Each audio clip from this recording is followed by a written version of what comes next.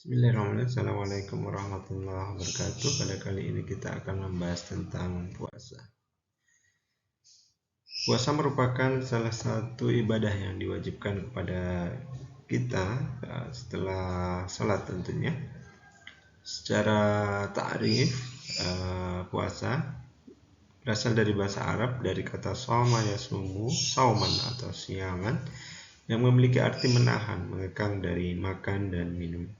Sedangkan secara terminologi, puasa adalah menahan diri dari makan, minum, kemudian juga hubungan seksual dan segala yang membatalkan sejak dari terbit fajar hingga terbenam matahari dengan niat karena Allah Subhanahu wa taala. Jadi intisari dari puasa adalah menahan diri dari perbuatan yang bersifat membatalkan puasa dengan niat karena Allah.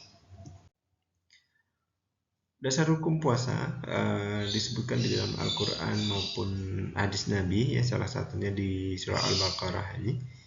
Ya ayyuhalladzina amanu kutiba alaikumusiyam kama kutiba alal ladzina min qablikum la'allakum tattaqun. Jadi puasa ini salah satu ibadah yang sudah pernah diwajibkan juga kepada umat sebelum Nabi Muhammad SAW, yang kemudian juga diberlakukan atau diwajibkan kembali kepada umat Nabi Muhammad SAW, terutama bagi orang yang beriman, ya.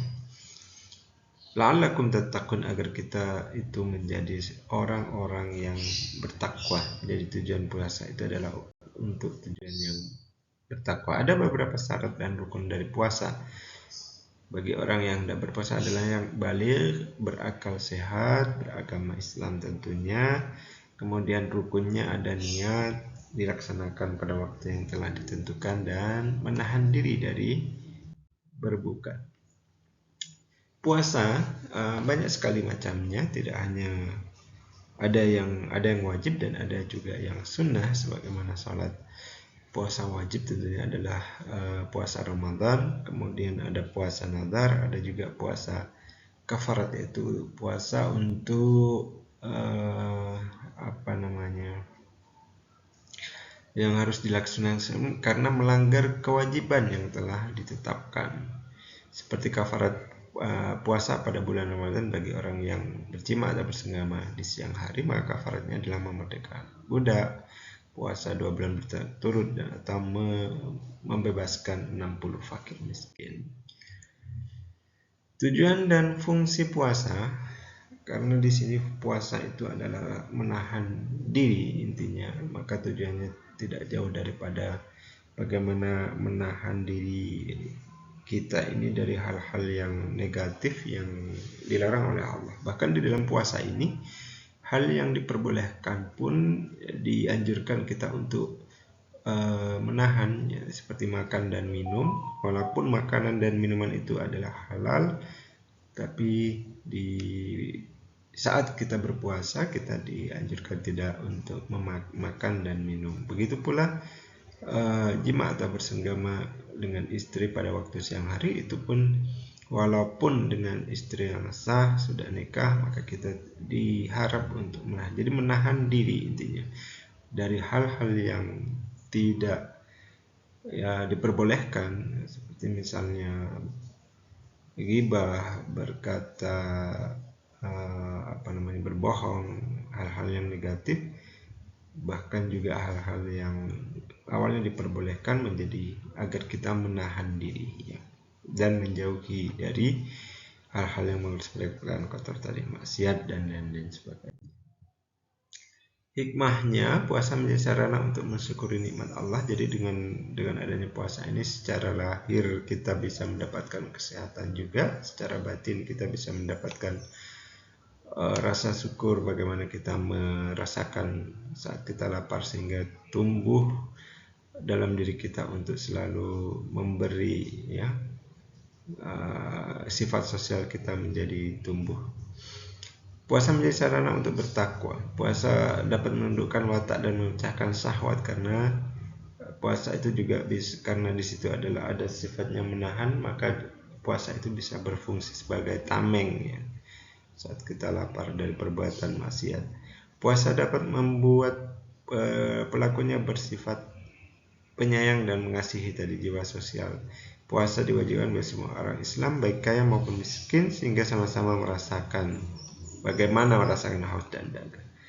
Puasa bisa mengalahkan godaan rayuan yang menghantarkan kepada kesesatan dan syahwat daripada makan dan minum.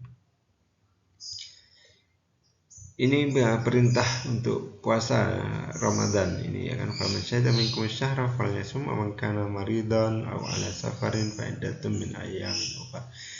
Jadi sebenarnya Allah dalam puasa ini tidak menginginkan sesuatu yang sulit ya. Yuridullah bikumul yusra wa la yuridu bikumul usra. Allah menghendaki sesuatu yang mudah, bukan kemudian menyulitkan dengan adanya puasa ini. Karena banyak sekali hikmah yang bisa kita ambil dari berpuasa ini.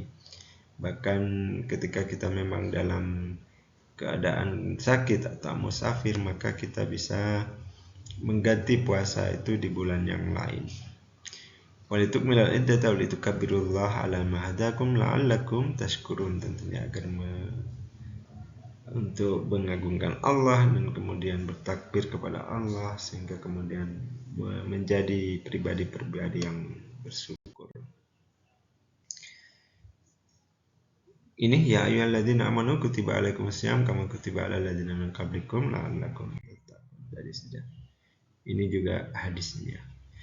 Jadi puasa ini sangat penting sekali untuk menyeimbangkan diri kita secara jasmani dan rohani kita ya. Secara jasmani kita agar diingatkan oleh Allah Subhanahu wa taala jangan terlalu berfoya-foya, berlebih-lebihan di dalam makan dan minum, agar juga tubuh kita fungsinya bisa seimbang, tidak seringkali diimbangi dengan puasa sehingga summu tasihhu, puasa itu bisa membuat sehat itu karena berimbang ya, bagaimana kita menfungsikan fisik kita, kemudian juga menfungsikan rohani kita untuk selalu mendekatkan diri kepada Allah Subhanahu wa taala. Terima kasih, semoga apalagi sekarang di bulan Ramadan ya, di bulan puasa, semoga kita mendapatkan keberkahan di bulan Ramadan kali ini. Assalamualaikum warahmatullahi wabarakatuh.